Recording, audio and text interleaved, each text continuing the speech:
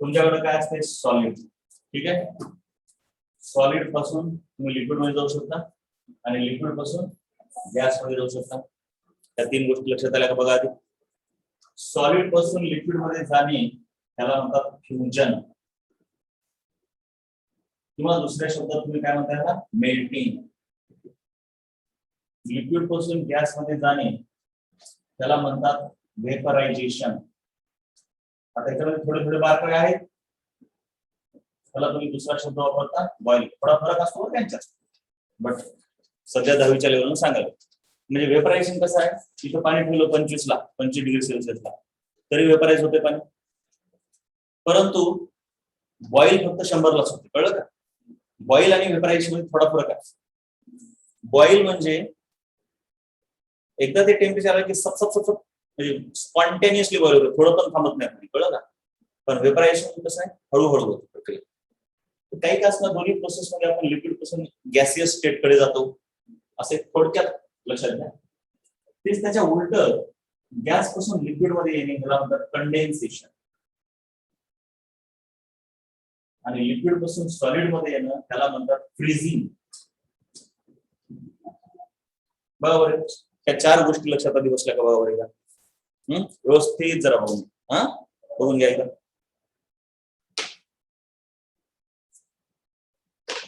म्हणजे आता इथून पुढे हे शब्द वापरले तुम्हाला पटपट पटपट पटपट कळले पाहिजे, बस त्याच्यासाठी हे सांगितलं. कळलं? कारण त्यांचा आता संबंध येणार आहे.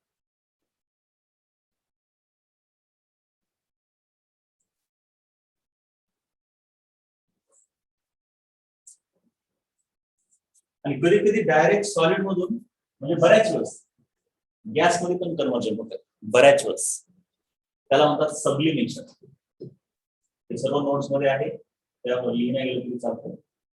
आणि गॅसचं डायरेक्ट इकडे येणं त्याला म्हणतात प्रेसिपिटेशन किंवा डिस्पोजिशन.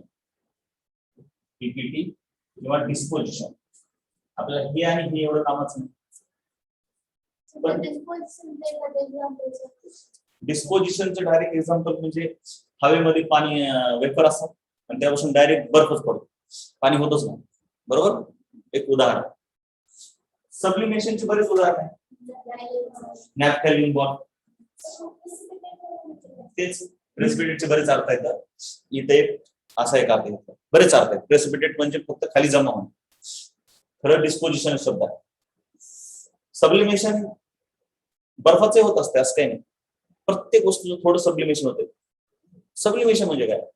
तुम्ही अचानक घरात गेलात की वास येतो काहीतरी वेगळा, ते काय असते? घरामध्ये पडलेले सॉलिडचेच वेपर झालेले असतात, काहीतरी अचानक वास येतो ना. साबण ठेवा, साबणाचा सुगंध येतो. कोणत्याही सॉलिड वस्तूचा ज्यावेळेस तुम्हाला वास येतो तो कसा आहे? त्याचं काहीतरी गॅसमध्ये कन्वर्ट होणंच नाकात जाईल ना. आपल्याला वाटतंय सबलिमेशन फक्त नॅफ्थॅलिन बॉलचं होतं, पण प्रत्येक वस्तू सबलिमेशन होते ज्याचा तुम्हाला वास घेता येतो. आता ह्याचा वास घेताच येते, हे सॉलिडच आहे सध्या. जवळ घ्या बरं, वास येते. सो ते वास कसा आहे? सॉलिडचं कन्वर्जन डायरेक्टली नाही, गॅसमध्ये. ठीक आहे. सो हे 4 गोष्टी मेल्टिंग, फ्युजन, बॉइलिंग, वेपरायझेशनशी संबंधित आहे. थोडक्यात आपण असं बघू. आता तुम्हाला एक पहिला एक्सपेरिमेंट आहे, आणि एक्सपेरिमेंट आणि थेरी पण आहे त्याच्यावर. पहिला क्वेश्चन पण येतो त्याच्यावर, मोठा पण येऊ शकतो. Explain the heating curve of water. Heating curve of water. याच्यासाठी तुम्हाला काय करायचंय? असं घ्यायचं, बर्फ घ्या अगोदर, आणि इथं काय टाकायचं? थर्मोमीटर. काय टाकायचं? थर्मोमीटर. आणि ह्याला स्लोली हिट करायचं. ऑफकोर्स ह्याला स्टँड घ्या, हळूहळू हिट करा आणि टेम्परेचर नोट डाऊन करत चालायचं. जसं जसं टाइम पुढे जाईल time versus temperature note down करायचं. एक्स ऍक्सिस हे वाय ऍक्सिस. नोट डाऊन केल्याच्या नंतर एक ग्राफ तुम्हाला भेटेल, ते ग्राफ ड्रॉ करायचं. तुम्हाला ड्रॉ करता येतो ना ग्राफ? तुम्ही टेम्परेचर टाइम सोबत जसं इथं मॅच केलं, सॉरी प्लॉट केलं आणि नंतर ड्रॉ केलं, तर एक अशा प्रकारे निगेटिव्ह म्हणजे बर्फ घेतला होता त्यावेळेस तो -5 ला होता.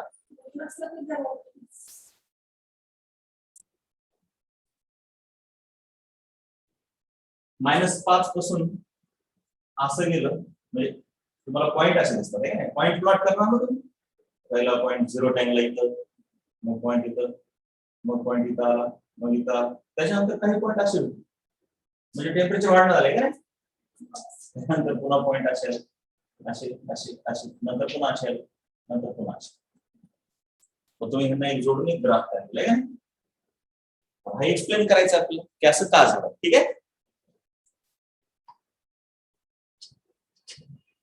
सो वॉटरचं हिटिंग कर हे असं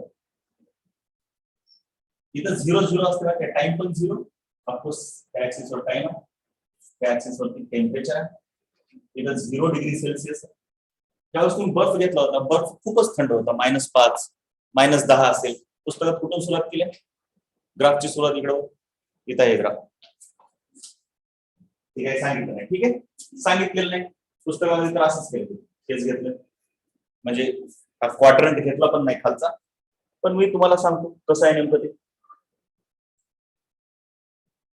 बघ काहीतरी -5 पासून सुरुवात झाली असं आपण समजूया किंवा -10 पासून ज्यावेळेस बर्फ होता त्या भांड्यामध्ये आणि तुम्ही त्याला हीट करायला लागले त्यावेळेस त्याचं टेम्परेचर हळूहळू वाढत गेलं -10 -4 -3 -2 आणि टाइम पण पुढे जायचं म्हणजे दोघे वाढायचे असे ए पॉइंट पर्यंत लेट अस से पण ए पॉइंटला ज्यावेळेस पूर्ण बर्फाचं काय झालं पाणी झालं काय नाही आणखी पाणी नाही झालं पूर्ण बर्फ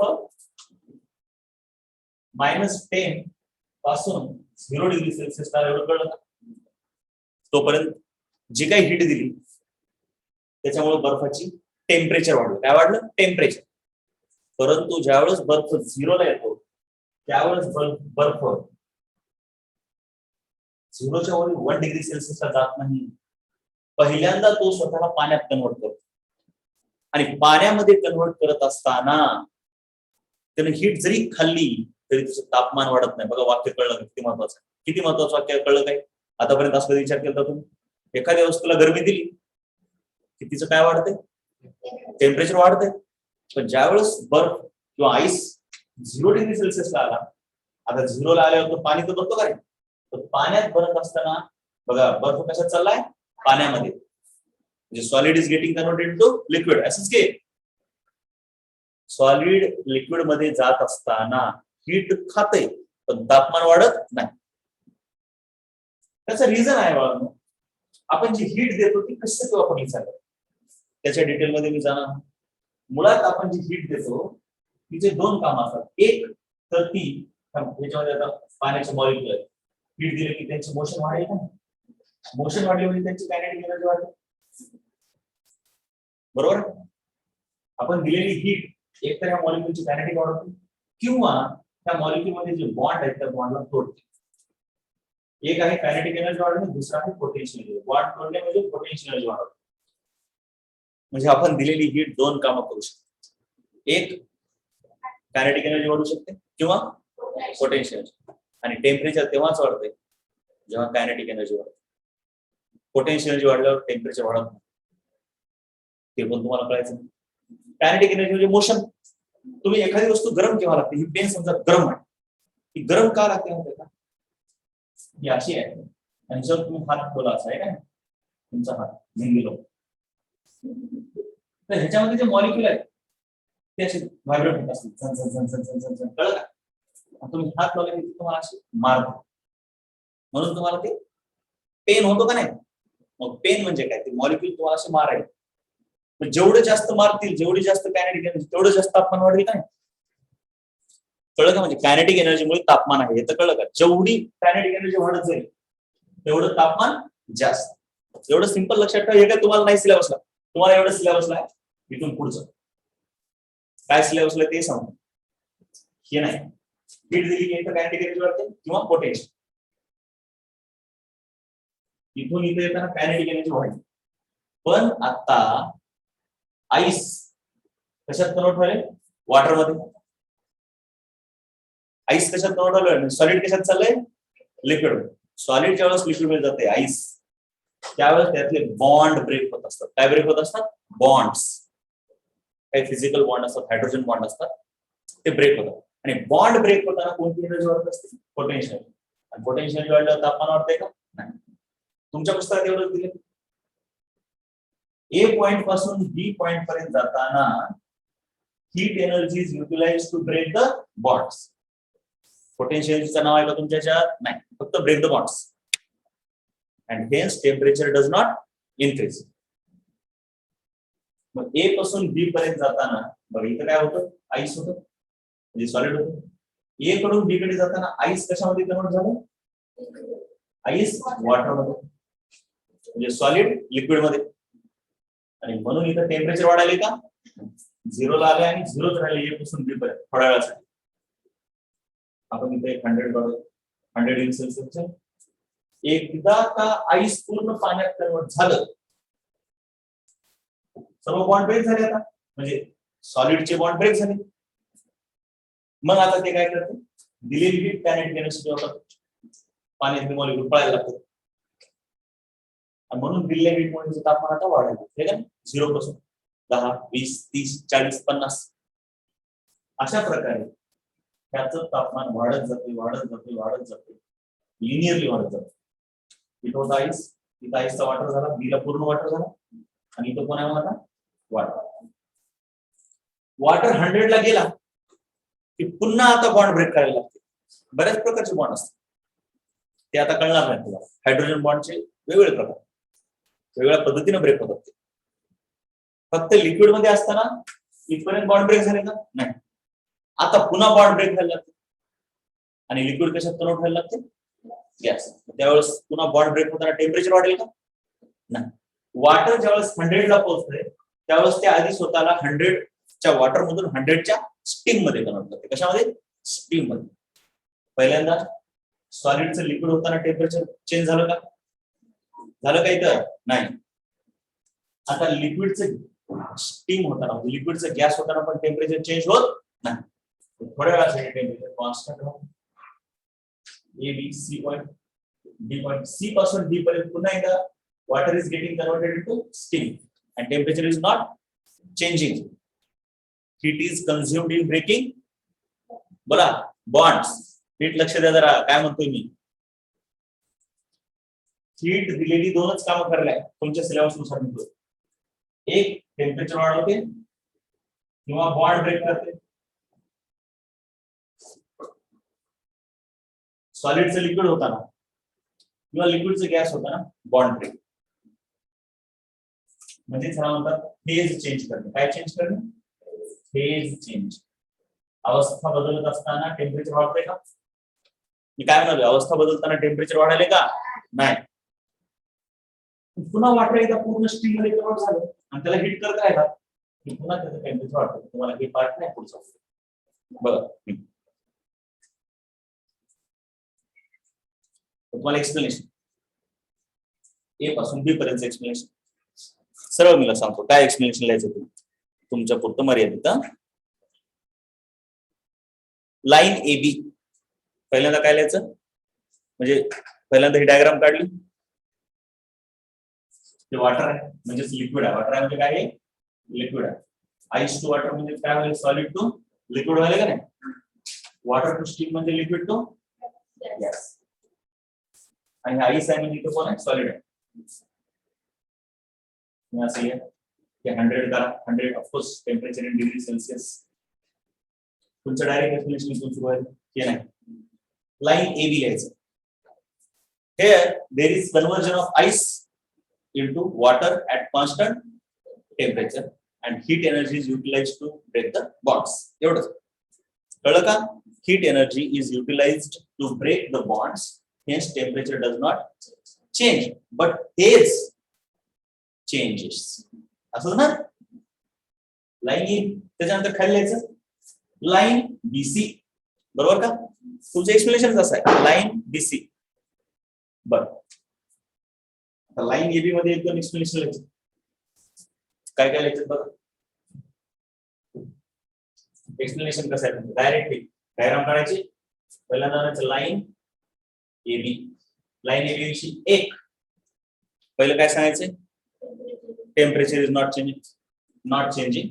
Heat is utilized to break the bonds and change the phase from ice to water, solid to liquid. Temperature does not change. मग इथं जी काही हीट खाली गेले ही हीट तुम्हाला टेम्परेचरच्या स्वरूपात दिसायला का? म्हणजे ही हीट कुठं तर लपल्यासारखी वाटायला का नाही? म्हणून तिला म्हणतात लॅटेंट हीट. काय म्हणतात? लॅटेंट हीट. पहिलं वाक्य लाईन एबी काय करते? पहिलं वाक्य लाईन एबी काय करते? लाईन एबी म्हणजे तिचा अगोदर एक्सप्लेनेशन आहे का नाही? टेम्परेचर कॉन्स्टंट आहे. दुसरं वाक्य conversion of solid into liquid at constant temperature आहे का नाही? Conversion of solid into liquid at constant temperature is called as melting. Is called as melting. मेल्टिंगची व्याख्या आहे का नाही? And this constant temperature is called as melting point. The melting point the temperature, the constant temperature at which solid converts into liquid, it's called melting point. Melting point क्या है? तीसरी व्याख्या है latent heat. तीन गोष्टी याच्यात येतात. एक काय होतंय? टेम्परेचर बदलणार आहे. दुसरं melting point. तिसरं latent. काहीच नाही, लपलेली हीट आहे. लॅटेंट म्हणजे लपलेली. The amount of heat absorb by solid at constant temperature. असंच ना? The amount of heat absorb by solid at constant temperature to get converted to liquid. Absorb by unit mass of solid असं म्हणू शकतो तुम्ही. To convert into liquid is called as latent heat of fusion. Fusion म्हणजे कळलं ना? Heat इथे लपायला इथे लपायला ना. ही प्रक्रिया कोणती आहे? फ्युजनची. म्हणून हिला म्हणतात लॅटेंट हीट ऑफ फ्युजन. हिला म्हणतात लॅटेंट हीट ऑफ वेपरायझेशन. म्हणून लॅटेंट हीट इथे इथे इथली फ्युजन इथे वेपरायझेशन. आता बघ नाही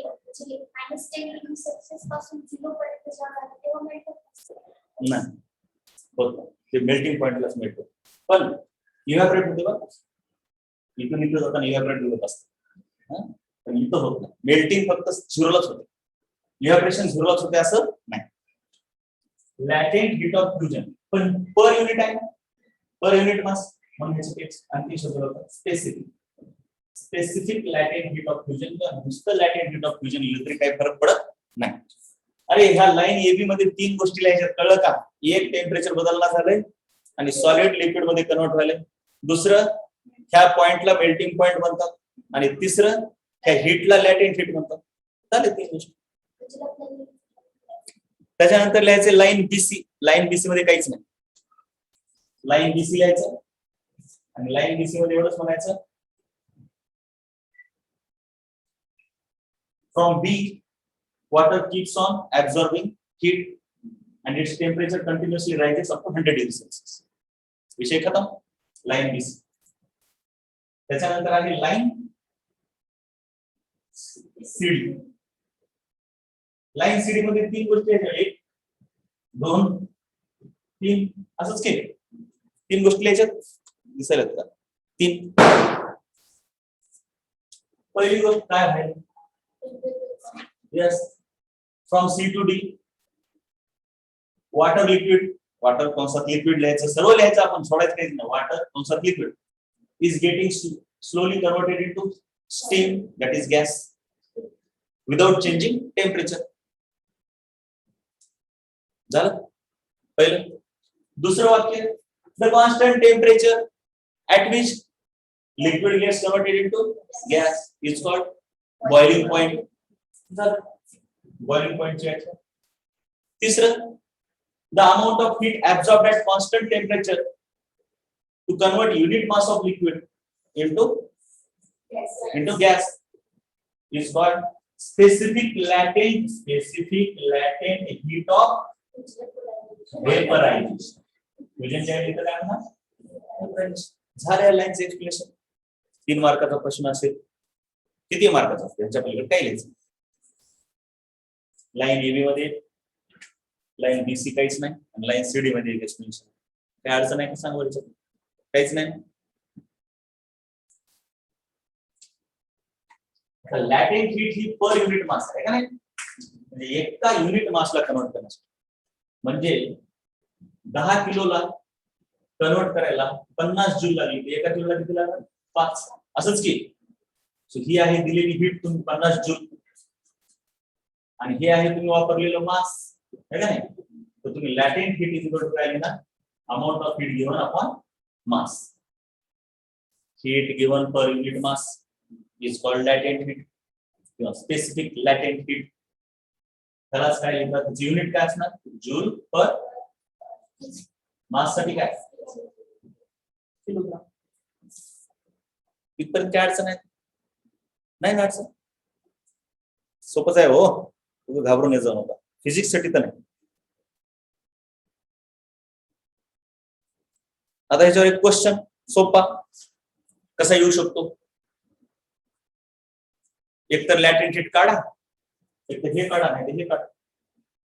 बस क्वेश्चन लिहायचं काही गरज नाही, मी सर्व तुम्हाला देतो म्हटलं. Calculate the amount of heat required to convert 5 gram of ice, 5 gram of ice at 0 degree Celsius into water at 0 degree Celsius. Ice पासून वॉटर टेम्परेचर बदलाले का फेज बदलाय?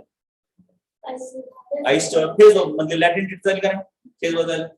हे मास दिले आईसचं आणि स्पेसिफिक हीट ऑफ आईस दिली असते, specific latent heat.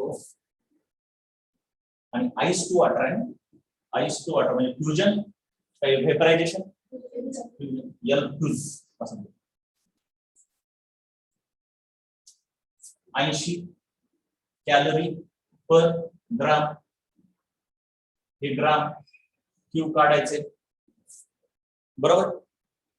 We know 2 मार्काला L is equal to Q by M. आपल्याला काय काढायचं? क्यू. मग क्यू इज इक्वल टू काय आहे इकडं? L into M, M into L. M किती दिले? त्याला किलोग्राम मध्ये करू का? नाही करायचं का?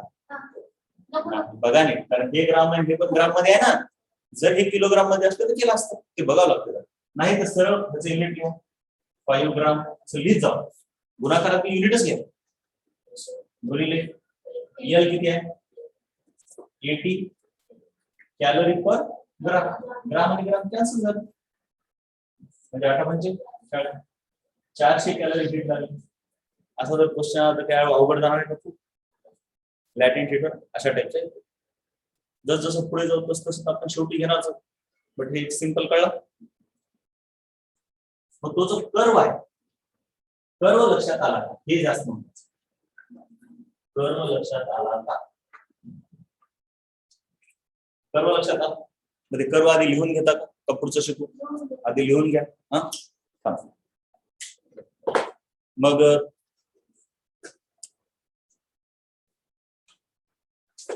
किती वेळ झाला? थांबा जर रिजेलेशन, रिजेलेशन किंवा रिगेलेशन. लिक्विड स्टेटचं पेपर मध्ये होताना सुद्धा कॉन्स्टंट टेम्परेचर त्यांना पण स्पेसिफिक हीटच म्हणतात ना, स्पेसिफिक लॅटेंट हीट. ते म्हटलं ना मग वेपरायझेशन. पण इथं फक्त तेवढंच दिले सॉलिड कन्व्हर्शन. ते फ्युजन दिलं असेल ना, फ्युजन म्हटलं असेल ना. फ्युजनची वेगळी आणि वेपरायझेशनची वेगळी ना. लॅटेंट हीट ऑफ फ्युजन म्हणजे सॉलिड टू लिक्विड. काय फ्युजनची दिली असेल ना. नीट वाच जरा, एकदम व्यवस्थित मन लावून वाचायचं. बघा लक्ष द्या आता इकडं. फ्युजनची वेगळी आणि वेपरायझेशनची वेगळी आहे म्हटलं. बघा रिजेलेशन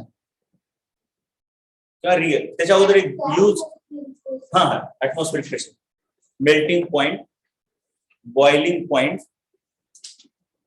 आणि लॅटेंट हीट ह्या सर्व गोष्टी ऍटमॉस्फेअरवर डिपेंड करतात. म्हणजे कसं असते हे समजा, आणि प्रत्येक वस्तूची बॉइलिंग पॉइंट, मेल्टिंग पॉइंट वेगळा असतो. समजा आता इथे हीट करलो आपण,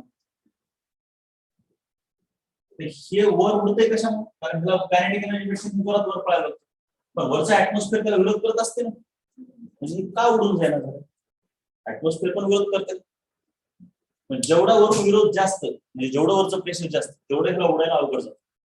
जेवढं वरून प्रेशर जास्त तेवढा ह्याचा बॉइलिंग पॉईंट जास्त, तेवढं जास्त तापवावं कळलं. टेकडीवर गेला इथं जाऊन तुम्हाला काहीतरी काम करावं लागेल रोज टाइमपास करण्यासाठी गेला सुट्ट्यामध्ये. इथं जाऊन म्हटलं तुम्हाला आता काय करायचं, पाणी गरम करून आंघोळ करायचं. ठीक आहे, घरी तर कधी नाही केली पण इथं जाऊन करायचं. मग तुम्ही काय करणार, इथं जाऊन पाणी तापवायला लागले की इथलं प्रेशर असते कमी. बघा समुद्र सपाटीवर प्रेशर जास्त असतं, जसं वर जाऊ तसं प्रेशर कमी, आणि प्रेशर कमी झालं की बॉइलिंग पॉईंट पण कमी होतो. तुम्ही दोन गोष्टी अशा लक्षात ठेवा, तिथं पाहिजे असं लिहून घ्या. बघा प्रेशर बॉइलिंग पॉइंटला डायरेक्टली रिलेटेड आहे, म्हणजे प्रेशर वाढलं बॉइलिंग पॉइंट वाढतं, प्रेशर कमी झालं बॉइलिंग पॉइंट कमी होतं. तसंच लॅटेंट हीटचं पण असतं, प्रेशरवर डिपेंड करतं. पण बॉइलिंग पॉइंटच लॅटेंट हीटवर डिपेंड करायला ना, म्हणजे प्रेशरवर डिपेंड करायला ना. जेवढं प्रेशर जास्त तेवढं त्याला तापमान जास्त लागणार, मग लॅटेंट हीट जास्त होईल काय. पण मेल्टिंग पॉइंट इनव्हर्सली असतो. त्या दोन गोष्टी, boiling point directly but melting point inversely. कुणावर, प्रेशर. म्हणजे प्रेशर वाढवलं की बॉइलिंग पॉइंट वाढतो पण मेल्टिंग पॉइंट कमी होतो. म्हणजे उंचीवर गेल्यावर बॉइलिंग पॉइंट कमी व्हायला कारण प्रेशर कमी झालं. अरे उंचीवर गेल्यावर प्रेशर कमी म्हणून बॉइलिंग पॉइंट कमी पण मेल्टिंग पॉइंट जास्त. कळाले का व्यवस्थित?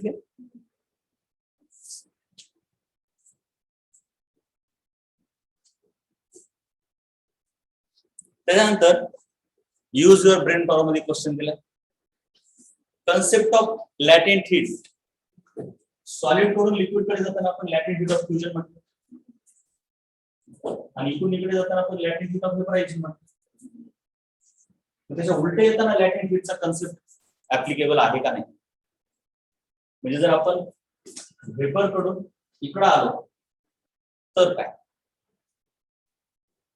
तरी पण लॅटेंट हीट ऍप्लिकेबल. म्हणजे इकडून इकडे जाताना फक्त हीट द्यावी लागते, इकडून इकडे जाताना तेवढीच बाहेर पडते, तेवढीच.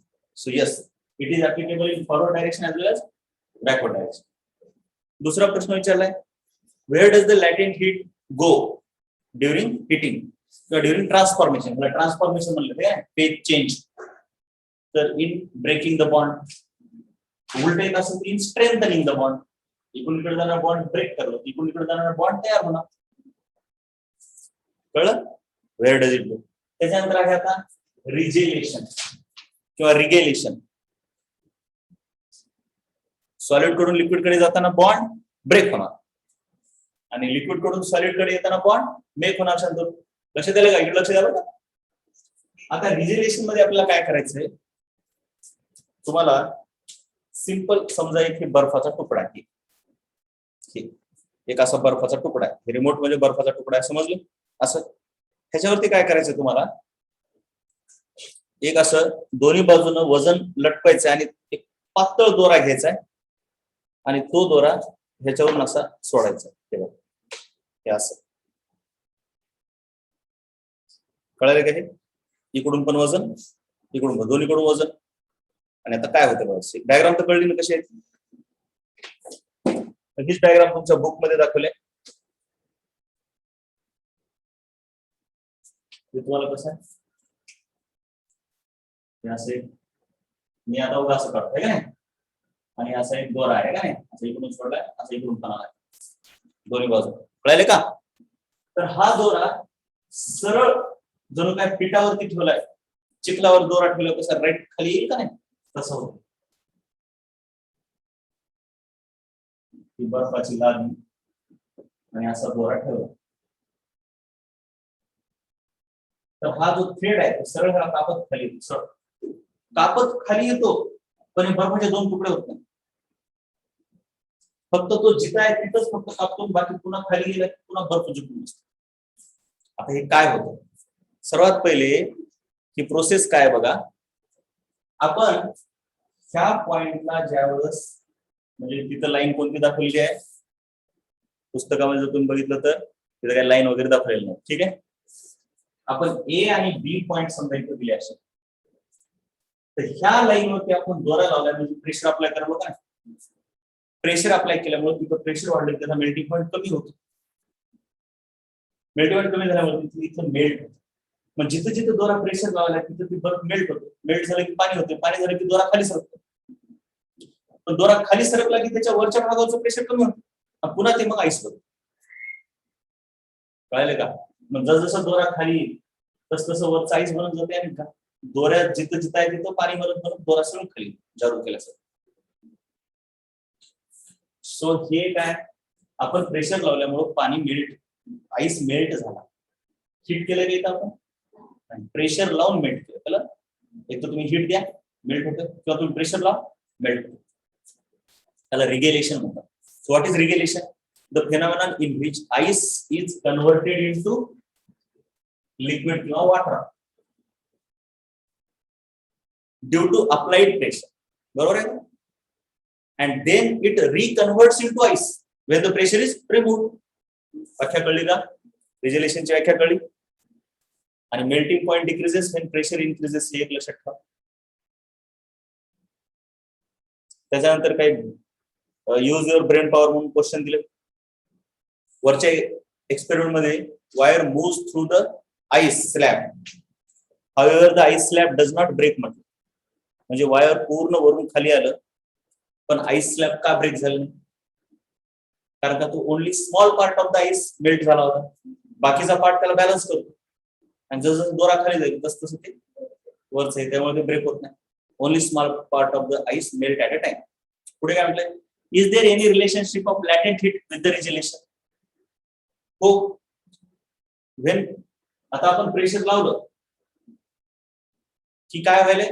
त्याचा मेल्टिंग पॉइंट कमी व्हायला. काय दिलंय? When ice melts, it absorbs the heat. बघा इथं आईस जेव्हा